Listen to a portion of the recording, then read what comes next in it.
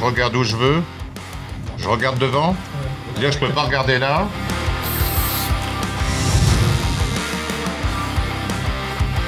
Pascal Tourin, donc T-O-U-R-A-I-N, comme l'acteur, l'intermittent du spectacle. 2 mètres, 120 kilos. Et également homme tatoué. Le tatouage, voilà, est rentré dans ma vie il y a quoi? Il y a une trentaine d'années. J'y allais pour en faire un, c'est celui-ci. Après, on en a fait un autre, et puis je n'ai plus cessé. Jusqu'au moment où je me dis, mais Pascal, ça a été une aventure formidable. Pourquoi n'en ferais-tu pas un spectacle? Donc j'ai écrit un one-man show qui s'appelle L'Homme Tatoué, que j'ai créé en 2003, qui répond à la question « Pourquoi fait-on ça ?» Sous-entendu, faut-il être cinglé? Faut-il avoir un petit poids à la place de la cervelle? Et donc j'essaie de définir un peu la passion que j'ai eue pour ça. Pourquoi on le fait? J'ai trouvé un café pour le jouer, et dès la première, il y avait au moins 100 personnes devant le bar. Je dis, qu'est-ce qu'il y a? Ils ont loué la salle l'après-midi, où il se passe quelque chose. Mais non, ils venaient pour moi. C'est-à-dire qu'il y a eu tout de suite une rencontre, quelqu'un qui parle de tatouage, et les gens étaient très curieux. Au début, les gens viennent te voir comme un phénomène de foire, c'est vrai. Ils s'attendaient à venir voir un marlou qui est entièrement tatoué, qui monte ses fesses, tu vois. Et puis, ils ont découvert qu'il y avait quand même une écriture, une réflexion, qu'il y avait un message derrière tout ça. Enfin, le message étant un truc de tolérance. C'était pas qu'une exhibition.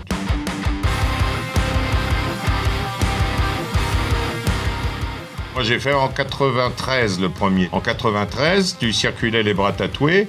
Les gens s'écartaient. Une fois à la Fnac, j'ai vu un grand-père qui disait à son petit-fils, « Tu vois le monsieur là-bas ? Eh ben, si tu travailles mal à l'école, tu finiras comme ça. » C'était un truc un peu de banni. On les cachait, mais même moi, quand j'ai commencé, j'ai pas commencé par les bras. J'ai commencé par les parties cachées, j'ai fait les deltoïdes, après j'ai fait le dos, après j'ai fait les mollets, alors que maintenant, c'est exactement l'inverse. Là, il n'y a pas longtemps, j'ai vu un gamin dans un café, il en avait sur le cou et il avait les bras. Et j'ai dit, mais t'en as partout comme ça? Il m'a dit, non, juste ce qui dépasse. Il y a un effet de mode maintenant.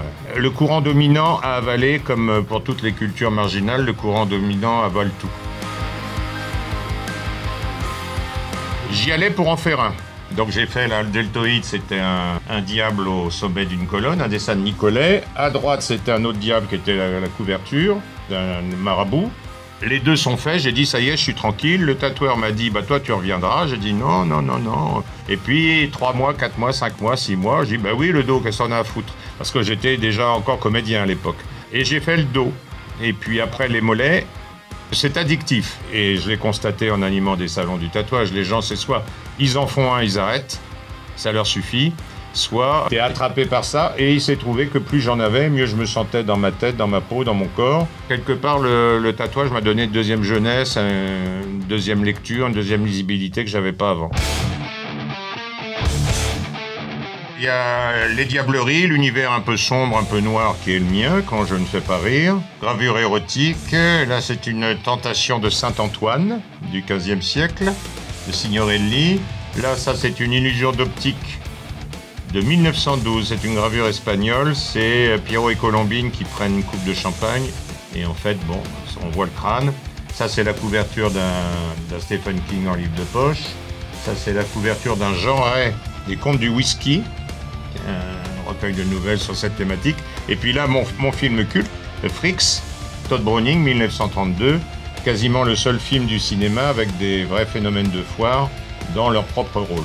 Les sœurs siamoises, où est-ce qu'elles sont? T'as des nains, t'as une femme à barbe, t'as un homme squelette, et ces gens-là ont vraiment existé. Sur les jambes, eh ben, c'est toujours curiosité humaine, attraction foraine. J'aime beaucoup cet univers-là, frères siamois. Il y a l'homme aquarium qui avalait, régurgitait des grenouilles vivantes. J'ai poussé, il y a une petite puce électronique là sous la peau, et quand j'appuie, et c'est assez étonnant, voilà en gros l'univers un petit peu entre diablerie, fantastique, étrange, barnum, etc.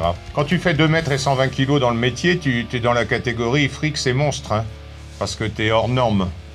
Mais j'ai un visage d'ange, je sais pas si vous l'avez remarqué. J'aurais voulu être monstrueux, d'avoir une sale gueule, tu vois, ça j'aurais bossé beaucoup plus. Et j'ai une gueule de lambda, tu me vois dans la rue, tu me files 1 euro, tu vois. Les crânes, c'est pas forcément pour attirer la mort, hein. C'est pour s'en protéger, au contraire, hein. C'est une forme d'exorcisme. Regardez, ça y est, la mort, elle est là, laissez-moi tranquille, circuler, rien à voir.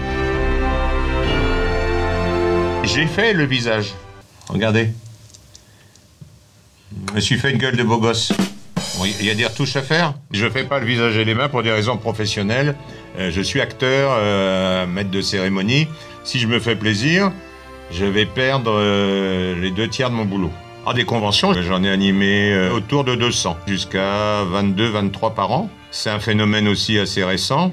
Il y a des événements internationaux qui attirent 15, 20 000, 30 000 personnes. C'est vraiment énorme, alors qu'au début, c'était quelques centaines. Tu fais des rencontres étonnantes. Il y a 2-3 ans, je ne sais plus où, un vieux monsieur qui dit « Moi aussi, je suis tatoué, monsieur. Vous voulez voir ?» Je dis « Oui ». Il remonte sa chemise et c'était son numéro de déporté qu'il avait sur le bras. Tu vois, ça te calme.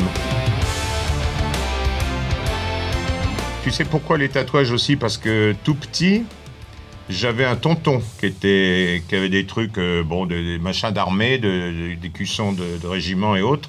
Et puis, bande dessinée. Capitaine Haddock est tatoué, Popeye est tatoué. Et puis, ça avait un côté sulfureux. J'étais très fasciné, je trouvais ça très très beau.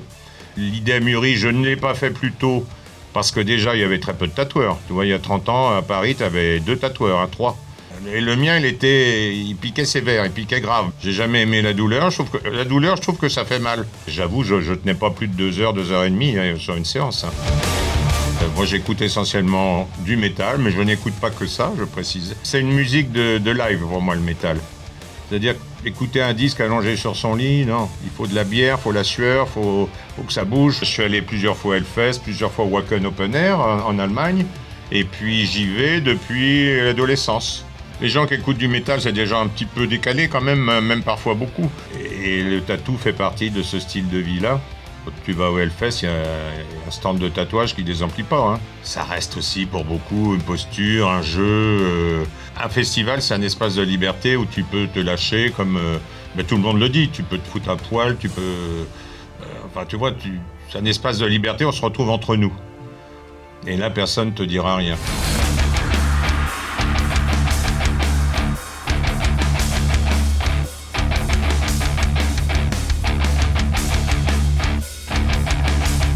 Merci Metal Impact pour ce rendez-vous convivial et puis ce bavardage un peu futile, mais peut-être qu'il va nourrir la réflexion de ceux qui l'écouteront, qui le regarderont. On va peut-être aller prendre un petit déjeuner, un café, 2 croissants, offert par Metal Impact.